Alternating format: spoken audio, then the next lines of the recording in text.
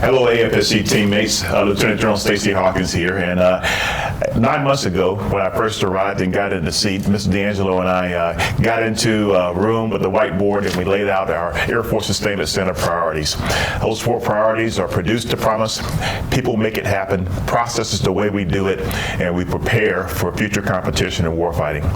At the center of it all is the fact that people make it happen. And today, I'm just honored to be here with our teammates from our Directorate of Personnel, who are going to talk to us about questions or myths out there that may be on your minds. And Mr. D'Angelo and I are here to facilitate that, and we're here to bring you information that you may be curious about. So first, I'd like to turn it over to my partner, Mr. Danny D'Angelo, the Executive Director of the Air Force Sustainment Center.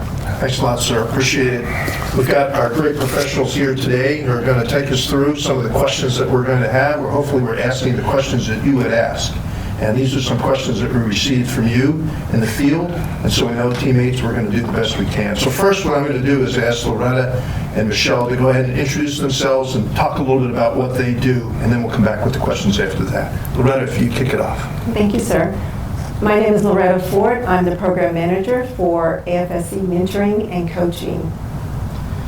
Michelle. Hi, Michelle Robertson. I'm the Branch Chief over Workforce Shaping and Planning and the Directorate of Personnel. Well, as you can see, we have the experts in the room. So, Mr. D'Angelo, we were talking before, and you probably are aware of the questions way more than I am because of where I sit. But what are some questions you'd like to tee up for our experts here today? Well, I'm going to throw this first one out. The first question that everybody asks me, and that I would really like to know the answer to, is, where do you search for jobs that are here at the at AFSC, but as well as here at the Air Logistics Center? So where would you look? Michelle, I think you know a little bit about Yes, that. sir. It's definitely overwhelming. I mean, we've got USA Jobs, we have Air Force Civilian Services, we have LinkedIn. There's all these different platforms. And so for those that struggle to navigate it, even for those of us that are experienced, it can be a struggle to navigate those platforms. So what we really recommend is getting on the AirForceCivilianCareers.com site. We want to keep our Air Force teammates within the Air Force. So USA Jobs is a great platform as well, but it's hundreds of federal agencies, and that can be really overwhelming. So we really direct folks to AirForceCivilianCareers.com as the site of choice, the choice site. Super. Amen to that. We want to keep folks in the Air Force. Again, P4 is preparing for future competition and warfighting. And to the extent we can bring folks into the Air Force Sustainment Center to get after those goals and to get after shaping our future, the website that Michelle talked about. Remind me again what it is. I'm the military guy here. The Air Force CivilianCareers.com. AirForceCivilianCareers.com. Just wanted to make sure that the straight guy here got that right. So, Michelle, could you go a little bit deeper? If you were to go to to USA Jobs, and that's a pretty onerous site. Sometimes it's hard to get through. Are there any schools that we could go to? Are there coaches who could help us in being able to get through that? Because a lot of people ask me, hey, I've gone to USA Jobs, but I don't quite understand how to navigate that system. Is there any way we can help those folks navigate that system if they have to use it? Yes, sir. Yeah. What we recommend people initially do if they're already an employee is to reach out to their Air Base Wing Civilian Education Training offices. They offer federal resume writing courses as well as how to prepare for interviews. Our federal resumes, as you might know, are significantly different than a resume you would do in the civilian sector. And so in the civilian sector, they would tell you to have one page. The Air Force, we don't. We want you to give yourself credit for all of those skills and experiences and things that you have on a resume. So don't limit yourself to one page, right? Don't just be qualified, be the best qualified. Yeah. So on that USA Jobs, in addition to the courses that I mentioned, there are tools there as well. There's how do I write my resume? There's how to dispel federal myths about gaining employment with the federal government. There's a lot of myths surrounding that process, right? And so not only on USA Jobs, but on Air Air Force Civilian Careers as well. There's resources onto how to write your resume and how to navigate those sites. What we also recommend individuals do is if there is a specific announcement that you're interested in, there's always going to be an HR specialist, a human resource specialist contact on that bottom right-hand corner on USA Jobs. You can always reach out to those individuals as well. Yeah. I think the key thing is don't suffer in silence. If you're like me, I'm always needing a person or a helping hand to help coach me and walk me through the process. So it sounds like there are plenty of resources on both platforms. In addition to, in our Air Base wings, which are part of the Air Force Sustainment Center, is the Education Office. Yes, sir. The Education Office, you can actually reach out to them directly and get that assistance. Yeah, sorry. I tell people to reach out to their training manager. Their unit training manager should be able to hook them directly up with those resources. Yeah. And we're talking about our entire population of teammates, from our wage grade teammates, folks who are on the shop floor doing the real work of the Air Force Sustainment Center, to folks who may be in a different function and you're looking to broaden. This applies to every single one of our teammates within the Air Force Sustainment Center. Does this apply to folks outside as well, or just mostly inside? No, sir. Individuals that aren't current teammates of ours can access USA Jobs, and they can access the Air Force Civilian Careers site as well. So if you have a friend or if you have someone that you may have met at Target or Walmart, not endorsing either of those stores, direct them to the same platforms, the Air Force Civilian Careers.com. Yes, sir. Air Force Civilian Careers.com. I'm going to not say that too much to make sure we get that word out there. Yes, sir.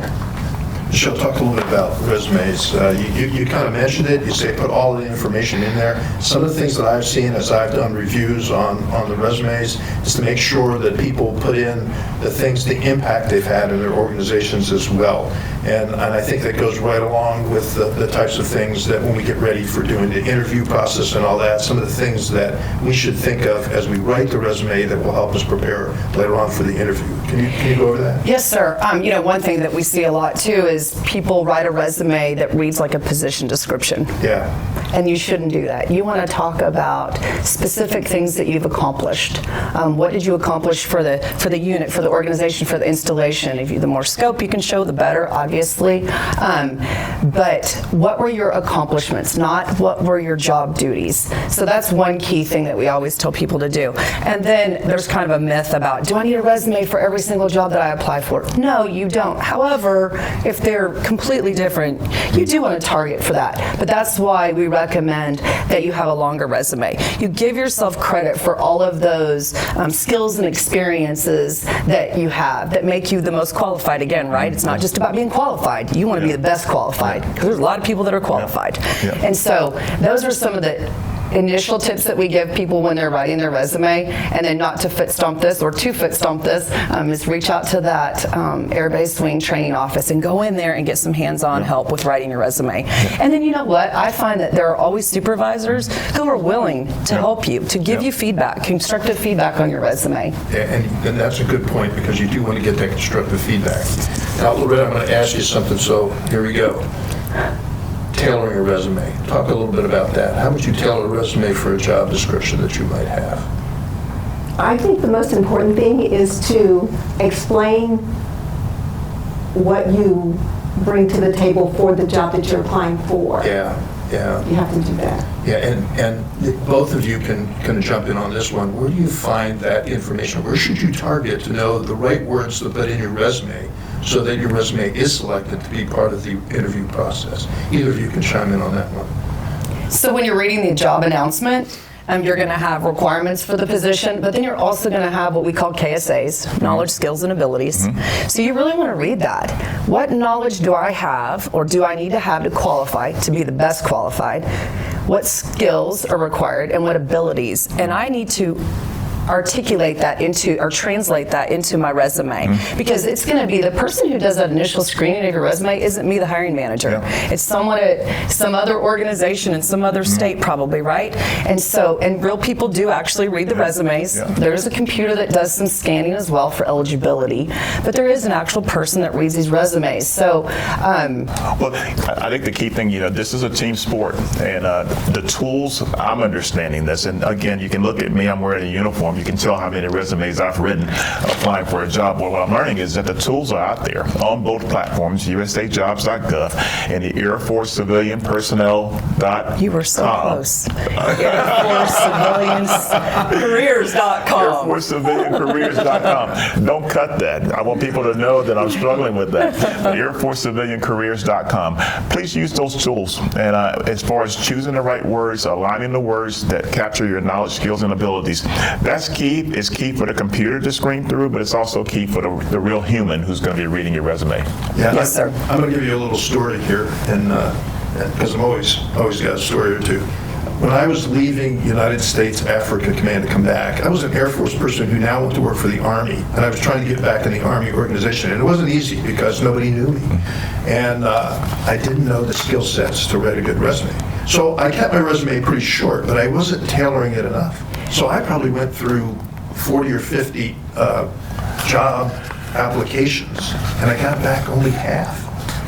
And I was getting worried as to why it wasn't working. So I did find somebody who could help me through. And I did go to the individual who was on the job announcement, and they kind of said, well, I'm going to tell you, your resume wasn't tailored enough. You needed a few key words. Once I did that, man, I started to hit like nobody's business. And that made me feel that the inputs that were made by the coaches I had, many of which were not part of the personnel system, but were people who were competing for other jobs. And it helped me greatly make advance. So there's coaches not only in the system, but there are coaches within your own organization can help you, like you were saying, Michelle. And you know what else I recommend people do is build that network, right? We build this network. We talk about building a network. And so if I know that there's an opportunity in another organization that I want to apply for, I'm going to talk to people that I know over there. Yeah. I'm going to find out who the hiring manager is. I'm going to try to get a copy of the position description. You can ask for these things.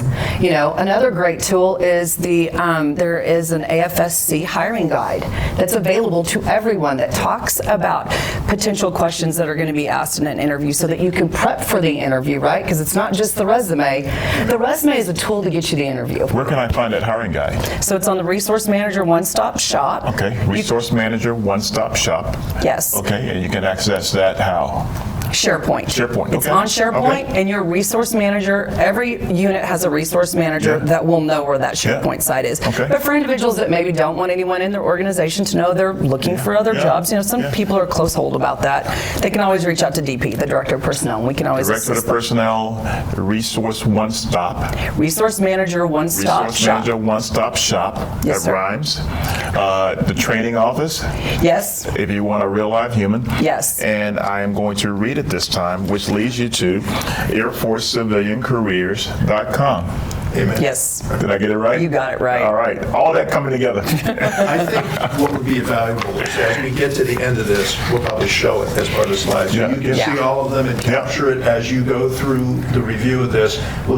You can stop it at your own rate and look at the places Correct, you yeah. can go. Because we really want you to be able to participate in jobs. We know that you advance us when you Yes. advance yourself. So we're going to give you every opportunity to do that. And it's obvious that my commitment to all of our teammates is I want to walk in the shoes you walk in, which is why I'm here. And you can see that I'm learning as we go along. And so as we see ways to improve access, we're going to get better over time. But for now, we wanted to lay it flat as to how the system exists now and how you can navigate it effectively.